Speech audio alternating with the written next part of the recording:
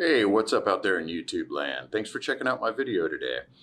I'm doing a test to see if the FujiFilm X T1 can hold up in 2019. I'm going to be doing reviews continuously on this camera.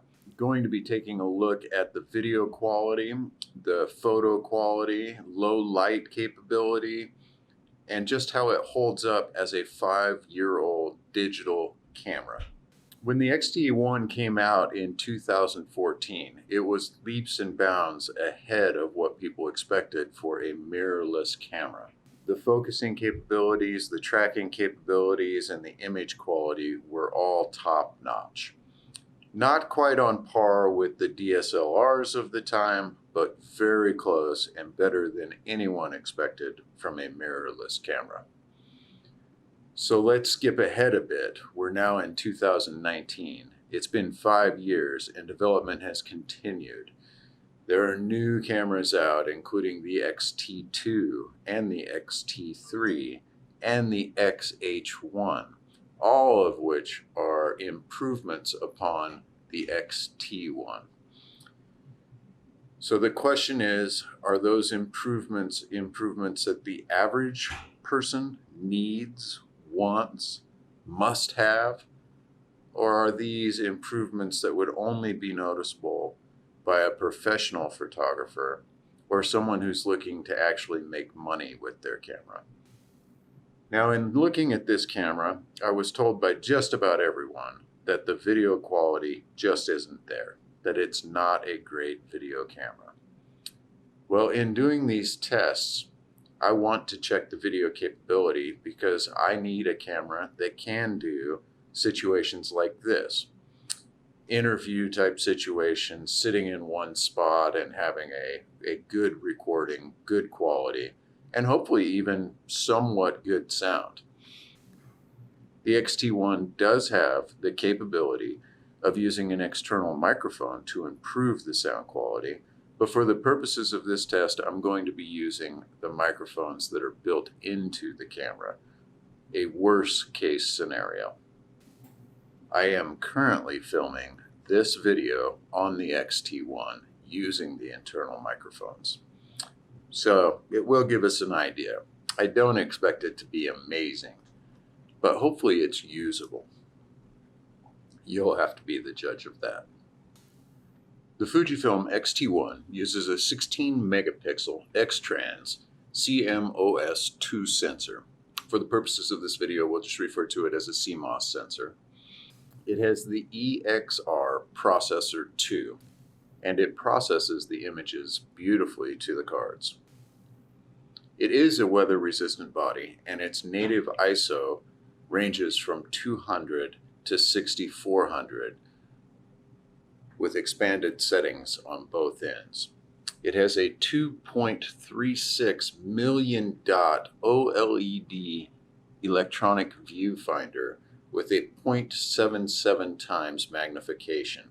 This is huge. It is literally larger viewing area than you get from a Canon EOS D1X. It's incredible. The view that you get through the viewfinder is like looking at a high definition, enormous screen TV right in front of your eye. It gives you a full idea of the color and exposure that you're going to get on your final image. I do prefer this over using a normal viewfinder through a DSLR, where you're not able to see the actual exposure. You just see what light is coming through the lens.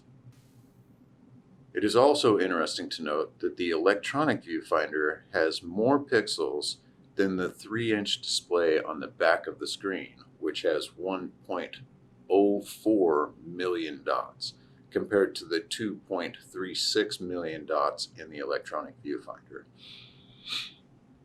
The rear screen is tilting. It tilts up and down so that you can hold your camera at whatever angle you need to shoot. Now on the newer cameras, it also tilts to the side, allowing you to be able to see the screen when using it in portrait mode.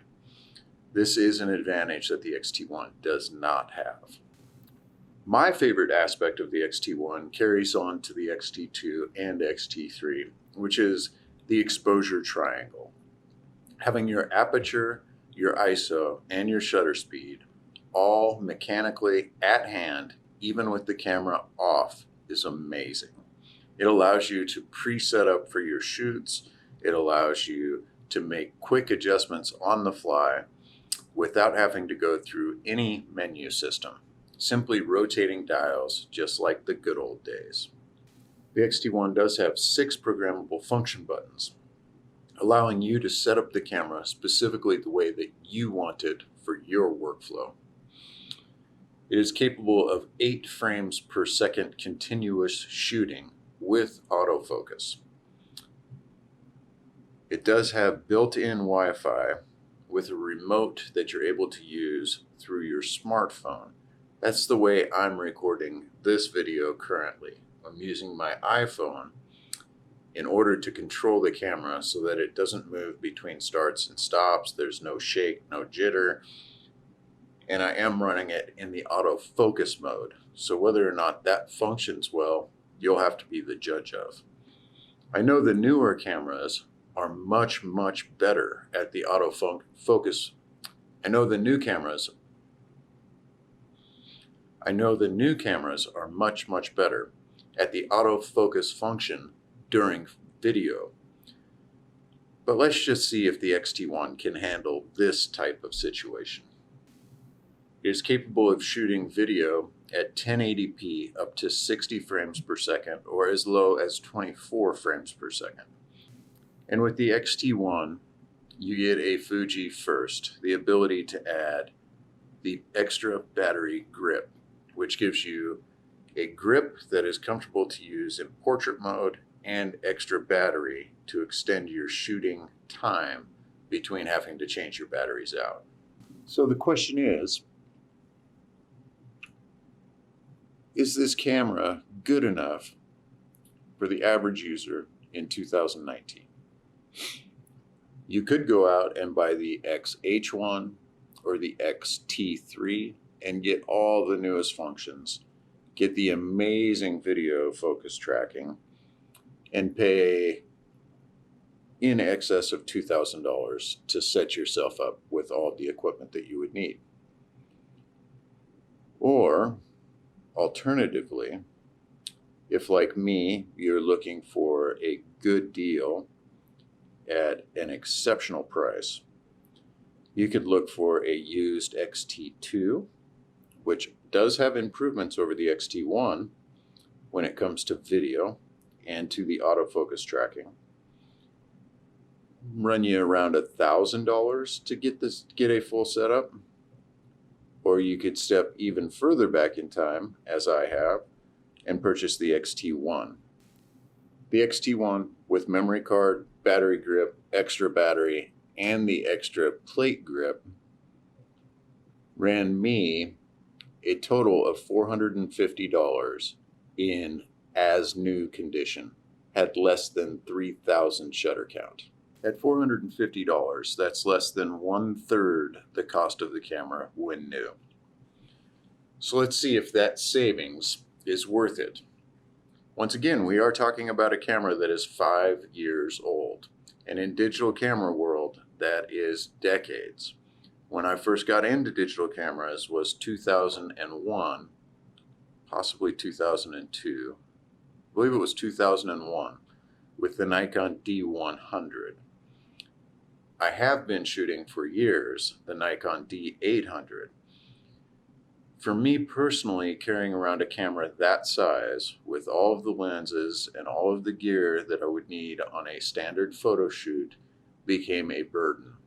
It's a large amount of equipment to carry. It's exceptionally heavy, well built, great photo quality, but wears you out to carry it around. I wanted something I could carry easily and use effectively. So currently I've owned the X-T1 for a little over a week, and I've taken it on several shoots. I've gone to shoot my nephew at a wrestling match under terrible gym lighting, and the X-T1 performed admirably well. I've shot family functions, I've shot a few videos, and I've shot product shots for my personal business. In all of these scenarios, I've been exceptionally pleased with the quality of the X-T1.